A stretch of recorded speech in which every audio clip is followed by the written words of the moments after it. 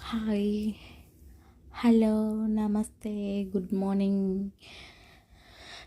నేను మీ ముందుకు రావడం ఎందుకంటే, అంతకన్నా ముందుగా నా ఛానల్ని ఎవరైతే చూస్తున్నారో సబ్స్క్రైబ్ చేసి ఆల్ అనే బెల్ మీద ట్యాప్ చేస్తే నేను చేసే ప్రతి ఒక్క వీడియో మీకు నోటిఫికేషన్ రూపంలో రావడం అనేది జరుగుతుంది. షేర్ చేయండి, కామెంట్ చేయండి, లైక్ చేయండి.